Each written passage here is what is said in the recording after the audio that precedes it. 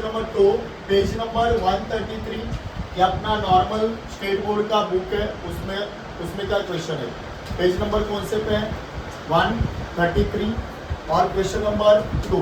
चलो स्टार्ट कर रहे हैं। क्या लिखा है देखो, from the following transactions related to Sundar and company. कौन से कंपनी के ट्रांजेक्शन है, सुंदर एंड कंपनी, ये इसके ट्रांजेक्शन है। तो ऊपर ये लिखना बहुत इंपॉर्टेंट है। क्या लिखना इंपॉर्टेंट है, इन द बुक्स ऑफ सुंदर एंड कंपनी। क्लियर। फिर अभी सब ट्रांजेक्शन कौन से 2018 सितंबर के है। तो 2018 सितंबर क्या हुआ, सितंबर 1 को हमारे पास बैलेंस था, कैश में बैलेंस था। तो कैश में बैलेंस था तो यहाँ पे लिखोगे टू बैलेंस ब्रोट डाउन, मतलब कैश में कितना बैलेंस था अपने पास 15,000 और बैंक में अपने पास है 52,000।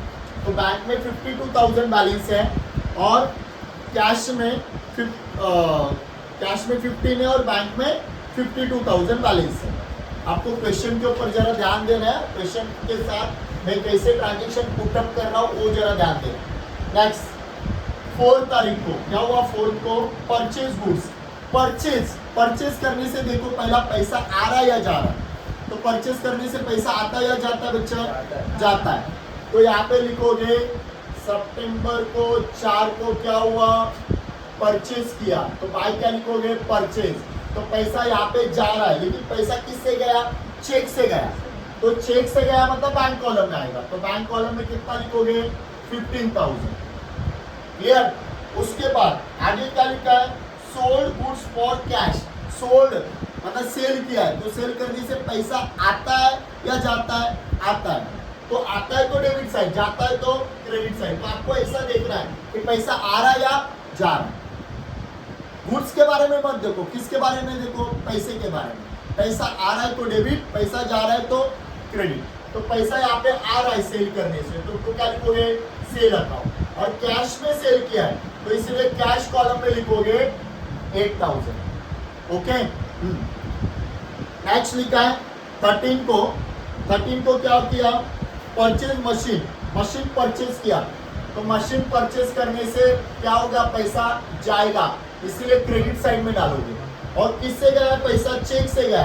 चेक से गया मतलब बैंक कॉलम, मतलब अगर पेमेंट किससे हो रहा है, चेक से हो रहा है, डेबिट कार्ड से हो रहा है, एनएफटी हो रहा है, आरटीजीएस हो रहा है, अगर ये मोड आए तो आपको क्या कर रहा है, डायरेक्ट बैंक कॉलम में डालना। क्लियर। नेक्स्ट आगे क्या हुआ है, 16 को sold goods and receive a cheque, and जो चेक मिला ना उसी दिन डिपॉजिट हुआ। देखो मैंने क्या लिखा है यहाँ पे, अगर आपको बेरर चेक मिला और उसी दिन डिपॉजिट हुआ तो कौन से कॉलम में लिखोगे, बैंक के डेबिट में। तो चेक यहाँ पे मिल रहा है सेल करने से। और कौन सा चेक कुछ बोला नहीं है ना, तो मोस्टली जब भी चेक मेंशन नहीं होता है ना, वो बेरर चेक ही होता है। कौन सा चेक होता है, बेरर चेक। तो उसी दिन डिपॉजिट हुआ है तो कुछ टेंशन नहीं है। कितना अमाउंट का है, 12,000 का। तो बैंक कॉलम में पैसा आया उसी दिन। अगर उसी दिन नहीं हुआ तो आपको मालूम है क्या करना है, पहला कैश कॉलम में लिखना है डेबिट साइड में, और जिस दिन डिपॉजिट होगा तो कैश के क्रेडिट में और बैंक के डेबिट करना है। नेक्स्ट आगे क्या हुआ है, 17 तारीख को हम लोग ने purchase goods for cash from ब्रूनाल से गुड्स खरीदा। तो बाय क्या आएगा, परचेज अकाउंट। ब्रूनाल मत लिखो, जो खरीदा, क्या खरीदा मैंने, गुड्स खरीदा तो परचेज लिखना है, गुड्स बेचा तो सेल लिखना है। क्लियर। तो यहाँ पे कैश में खरीदा है तो कैश कॉलम में कितना आएगा बच्चा, 18,000। तो यहाँ पे 18,000 आएगा। नेक्स्ट क्या है, 20 तारीख को क्या हुआ, परचेज स्टेशनरी खरीदा। तो पैसा आ रहा है या जा रहा है, जा रहा है। तो सिंपल है, एक सिंपल बताता हूँ, पेड करने से पैसा जाता है तो कैश या बैंक कॉलम के क्रेडिट में डाल देना। और रिसीव करने से पैसा आता है तो कैश कॉलम या बैंक कॉलम में डेबिट कर देना। लेकिन देखना कौन सा चेक मिल रहा है वो देख के आपको करना है। क्लियर। तो पेड करने से पैसा जाता है तो आइदर कैश कॉलम या आइदर बैंक कॉलम के क्रेडिट में आएगा। और रिसीव करने से पैसा आता है तो आइदर कैश कॉलम या आइदर बैंक कॉलम के डेबिट में डालना है। क्लियर। तो आपको सिंपल याद रखना है, पैसा आ रहा है या जा रहा है। आ रहा है तो डेबिट साइड, जा रहा है तो क्रेडिट साइड। चेक से आया तो डेबिट में आएगा बैंक कॉलम में, चेक से जा रहा है तो क्रेडिट में आएगा बैंक कॉलम। क्लियर। और कुछ नहीं बोला तो सिंपल कैश कॉलम में डेबिट या क्रेडिट करना है। पैसा आया, किससे आया मालूम नहीं है तो कैश के डेबिट, पैसा गया पे किया लेकिन किससे पे किया मालूम नहीं है तो कैश के क्रेडिट। क्लियर? तो आगे क्या लिखा बच्चा, 20 तारीख को स्टेशनरी परचेज किया, स्टेशनरी परचेज किया इसलिए स्टेशनरी लिखोगे। तो आप परचेज कभी लिखोगे जब भी गुड्स खरीदते हो, गुड्स छोड़ के अगर कुछ भी खरीद रहे हो तो उसका नाम लिखो। क्लियर? तो बाय स्टेशनरी लिखा और पेमेंट किससे किया है, चेक से किया है, तो चेक से किया तो इधर आएगा बैंक कॉलम। अगर कुछ नहीं बोला, खाली परचेज स्टेशनरी बोला लेकिन किसमें किया मालूम नहीं है तो कौन से कॉलम में रखते थे, ये अमाउंट 2100 कैश कॉलम में आता। लेकिन यहाँ पे स्पेशली चेक बोला है, चेक से पेमेंट हुआ इसलिए बैंक कॉलम में आया। समझा तक? नेक्स्ट आगे देखो, 24 तारीख को क्या हुआ, 24 तारीख को चेक गिवन टू मतलब हम लोग ने दिया मतलब पैसा जा रहा है, किसको जा रहा है, अवधूत को जा रहा है। तो अवधूत लिखोगे यहाँ पे कितना पैसा जा रहा है, 1800। चेक जा रहा है ना, तो चेक जा रहा है ना, चेक गिवन टू ना, 1800 का चेक दे रहे तो चेक मतलब बैंक के कॉलम में आएगा, क्रेडिट में। और चेक मिलता ना अवधूत से तो देखना पड़ता था कौन सा चेक है। समझ में आ रहा है? अगर चेक कुछ नहीं बोला तो कौन सा चेक होता है, बेयर। क्रॉस में स्पेसिफिकली क्रॉस लिखा रहेगा, क्रॉस चेक रहेगा तो कुछ टेंशन नहीं है, तो इधर अवधूत लिखते थे, डायरेक्ट बैंक कॉलम में लिखते थे। क्लियर आता? नेक्स्ट आगे क्या हुआ है, कैश विड्रॉ फ्रॉम बैंक, मतलब कैश विड्रॉन किया बैंक से, तो बैंक से विड्रॉन किया तो पैसा आ रहा है और बैंक से जा रहा है, तो आ रहा है तो डेबिट साइड कितना पैसा आ रहा है, 12000।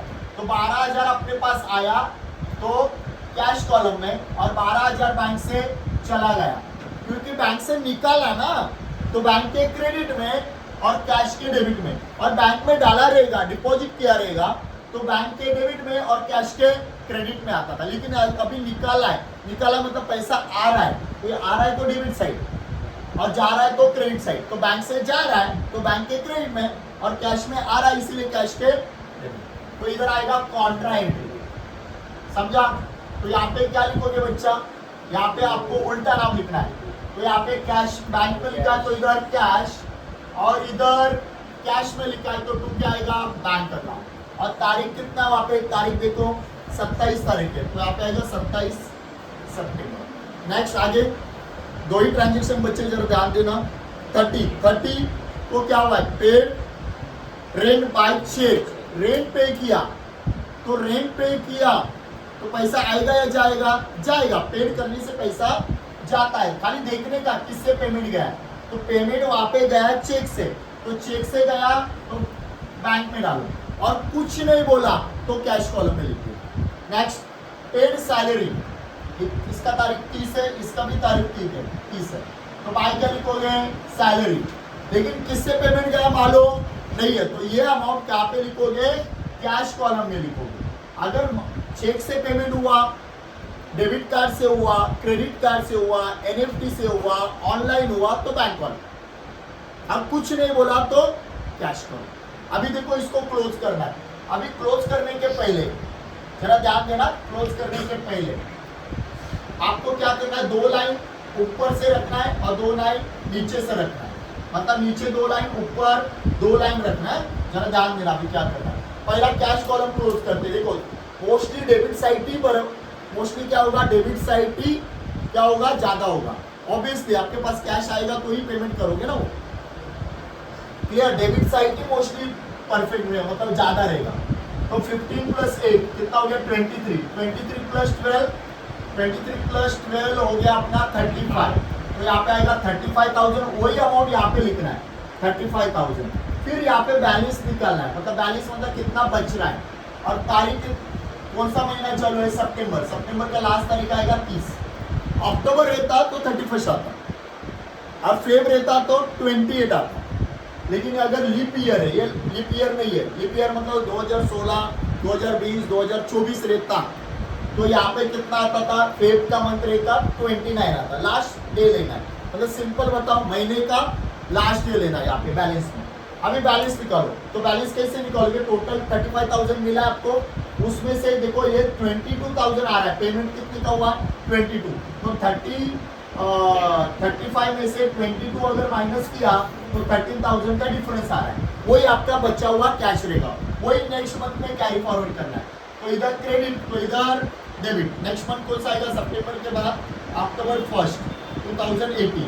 टू बैलेंस क्या लिखोगे? ब्रोक डाउन, और अमाउंट कितना है? 13,000। ये हो गया कैश का क्लोजिंग।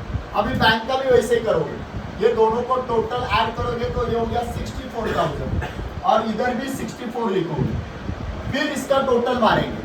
देखो जरा ध्यान देना, 15 + 10 25, 25 + 2 27 + 1 28, 28 + 12 40 हो गया, बराबर। पहला में क्या लिया? 1000 का लिया, क्लियर। ये 100 + 800 900 हुआ, 900 + 500 1400। तो 1400 हम लोग क्या करेंगे? इसमें ऐड करेंगे, तो टोटल कितना हो गया? 41,400, बराबर। तो 64,000 में से 41,400 माइनस करेंगे, क्लियर। तो इसमें से 0 0 6, क्लियर। 3 आया, कितना बचा? 2, और यहाँ पे कितना बचेगा? टोटल अपना कितना आएगा? यहाँ पे 6 में से 4 गया 2, तो 22,600 यहाँ पे बैंक में बैलेंस बचा, वही यहाँ पे लिखना है 22,600। ओके, अभी एक याद देना, अगर डिसऑनर हुआ, मतलब अगर डिसऑनर वर्ड आया, चेक डिसऑनर हुआ ना, अगर चेक डेबिट में तो उसको क्या करने का? क्रेडिट में। जैसे अगर ये चेक मिला 12,000 का और वो चेक क्या हुआ?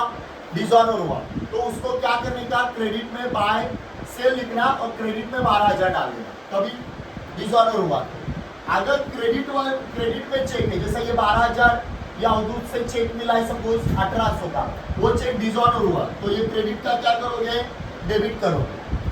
तो डिसऑनर हुआ तो चेक अगर मिला रहेगा डेबिट का, उसको क्रेडिट में डालोगे, सेल लिख के इधर डालोगे क्रेडिट में, इधर डेबिट में ना बैंक में, तो उधर क्रेडिट में बैंक में जाएगा।